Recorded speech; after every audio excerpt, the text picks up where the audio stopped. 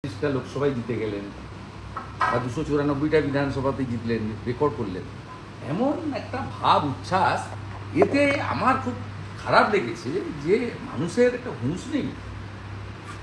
এই বাচ্চা মানে বোনের মতো মানে একটা প্রতিভাবান তরুণী, তার মৃত্যুতে এত অসংবেদনশীল হতে পারে এই রাজ্যের মুখ্যমন্ত্রী, যিনি নিজেও একজন মহিলা, ভাবা যায় না। আমাদের মানুষ বলা হয় যেহেতু আমাদের মধ্যে হুঁশ আছে,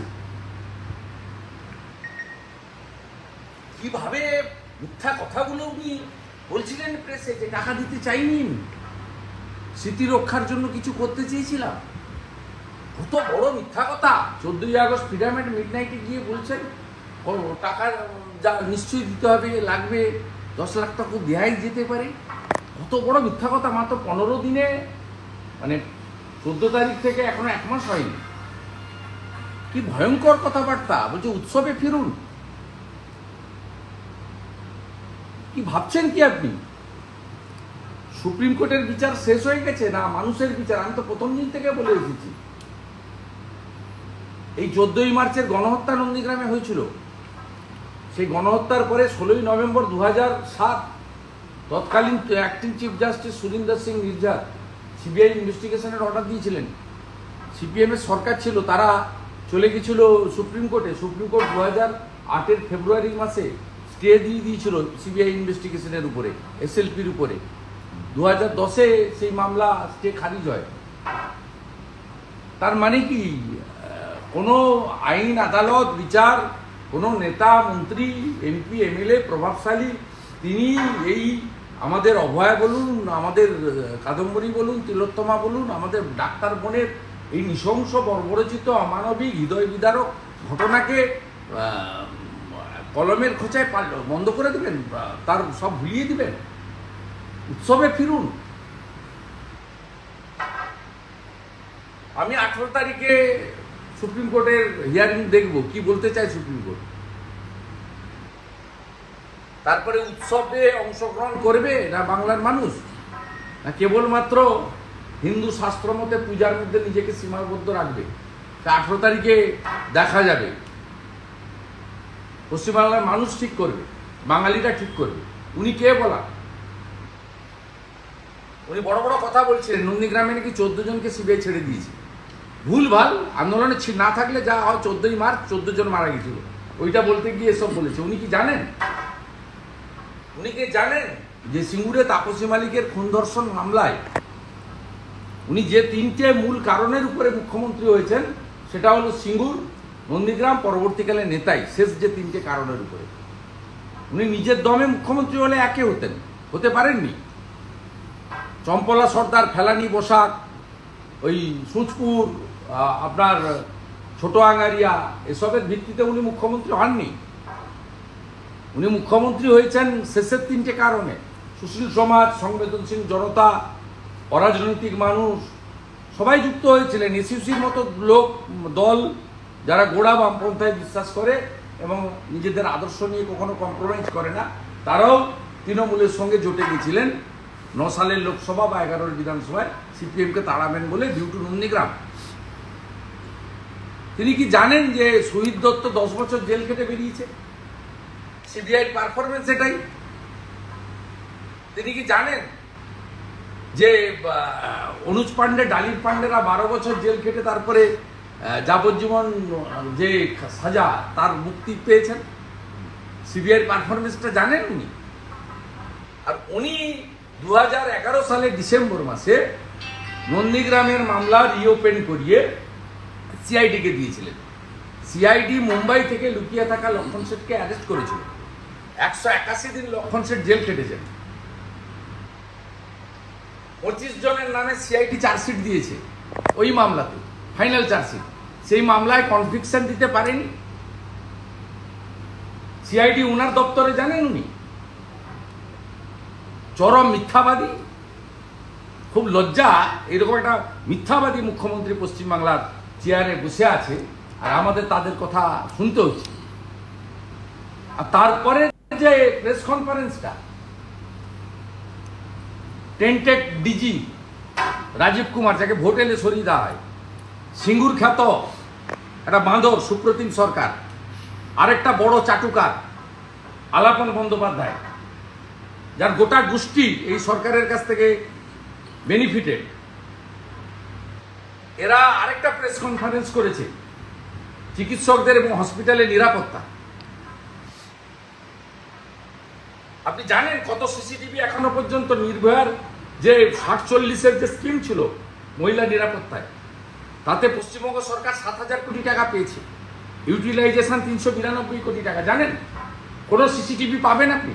এর আগে যত সিসিটিভি লাগিয়েছে, সেফ ড্রাইভ সেভ লাইভে কলকাতা পুলিশকে ট্রান্সপোর্ট ডিপার্টমেন্টকে 60 কোটি টাকা দিয়েছিল সিসিটিভি লাগাতে। একদিকে আমাদের ডাক্তার বোনের বিচার পাওয়া গেল না, অন্যদিকে জুনিয়র ডাক্তারদের আন্দোলনকে সুপ্রিম কোর্টকে দেখিয়ে প্রত্যাহার করার জন্য কার্যত বাধ্য করানো হলো। তৃতীয়ত, সিসিটিভি লাগানোর নামে পুলিশের আইপিএসদের আরো কোটি কোটি টাকা চুরি করার বন্দোবস্ত করে দেওয়া হলো।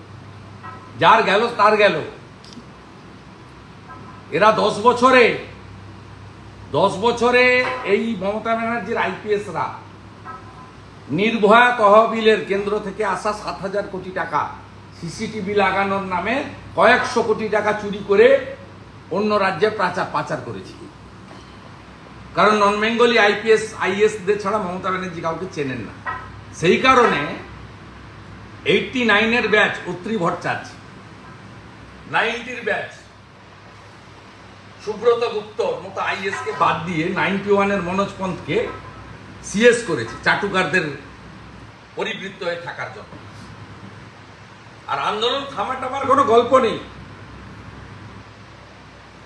পুজো নিশ্চয়ই হবে, অষ্টমীর দিন পুষ্পাঞ্জলি নিশ্চয়ই দেব, পঞ্জিকা শাস্ত্র মতে শক্তির আরাধনা হবে, উৎসব হবে কিনা 18 তারিখে সুপ্রিম কোর্ট দেখে বাঙালি ঠিক করবে, আমি মনে করি ব্যক্তিগত। বিনীত গোয়েল 1 মাস আগে গিয়েছিল, 1 সপ্তাহ আগে গিয়েছিল, গিয়ে রেজিগনেশন দিতে চেয়েছিলেন মুখ্যমন্ত্রী পাল্টা বক্তব্য, উনি ভালো করে পুজো নিয়ন্ত্রণ করতে পারেন। আজকে তো ছত্রে হিয়ারিং এ লাইভ ভিউতে লোক দেখেছে কি করে রাজ্য সরকারের পুলিশের পাটে কত গাফিলতি। সুপ্রিম কোর্টের মহামান্য বিচারপতিরা কি করবেন কি করেছেন আমি এগুলো নিয়ে বলবো না, সবাই দেখেছেন এবং ধারণাও লোকের পরিষ্কার হয়ে গেছে। কিন্তু ছত্রে এসজি তুষার মেহতা মহোদয় থেকে শুরু করে আমাদের নির্যাতিতা বা রেপ মানে খুন হয়ে যাওয়া বোনের লয়ার থেকে শুরু করে এবং সেকেন্ড জাজ যিনি ছিলেন অনারেবল সিজিআই ছাড়া, তিনি যেভাবে প্রত্যেকটা পয়েন্ট ধরেছেন, ওই পোস্টমর্টমের পরে মেমো নাম্বার সহ মেমো থেকে শুরু করে প্রত্যেকটা জিনিস।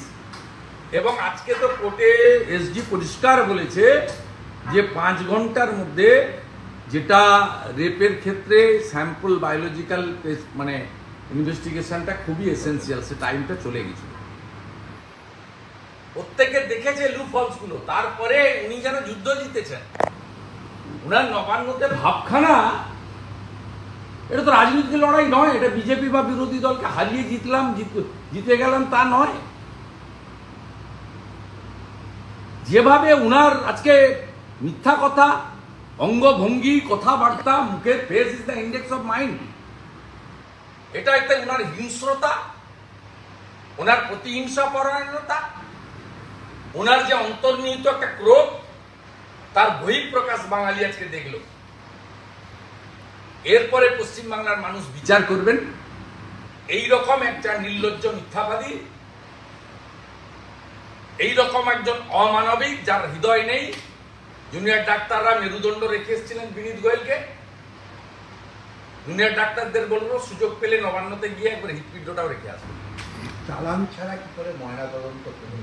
ভয়ঙ্কর সমস্ত। তাতে আমরা সকলেই ভেবেছিলাম একটা ইন্টারিম অর্ডার দেবে, দেননি। তারা কেন দেননি অনারেবল সিজিআই আর অন্য যারা বলবেন, আমার বলা ঠিক না। I have enough regards to supreme court. আমি 18 তারিখের জন্য অপেক্ষা করব, কিন্তু আন্দোলন কন্টিনিউ করব হবে। এবং যেখানে যেখানে জনগণের অরাজনৈতিক আন্দোলনের উপর হামলা হয়েছে, লিডার অব অপোজিশন সেখানে যাবে প্রতিবাদ করতে। আজকে জলপাইগুড়ি সার্কিট বেঞ্চ থেকে আমি অর্ডার বের করেছি, আগামীকাল মাথা ভাঙাতে আমার প্রতিবাদ মিছিল আছে। এই মাথা ভাঙাতে 4 তারিখে আক্রমণ করেছিল প্রতিবাদী জনতার উপরে তৃণমূলের গুন্ডারা। ঠিক একইভাবে আজকেই আমাদের ব্যারাকপুর সাংগঠনিক বিজেপি জেলা থেকে আবেদন করা হয়েছে। শুক্রবার নৈহাটিতে গতকাল যে হামলা হয়েছে তার প্রতিবাদে লিডার অব অপোজিশন, ভারতীয় জনতা পার্টির কর্মী সমর্থক সাধারণ মানুষকে নিয়ে তৃণমূলের এই গুন্ডাবাজির বিরুদ্ধে প্রতিবাদ করবেন। শুনুন, স্বাস্থ্য ভবনের এসওপি বলছে যে 6টার পরে ধর্ষণের ঘটনায় কখনো ময়না তদন্ত করা যায় না। সবাই দেখেছে, আপনারা ওয়েট করুন সুপ্রিম কোর্ট কি করে তার উপর ওয়েট করুন। আর 18 তারিখে সুপ্রিম কোর্ট বলার পরে উৎসব হবে না পুজো হবে, শুধুমাত্র পুজোটাই হবে না উৎসব হবে, আমি আমার ওপিনিয়ন, আমি তো 2,33,27,000 মানুষকে বিলংস করি, আমি আমার ওপিনিয়ন রাখবো।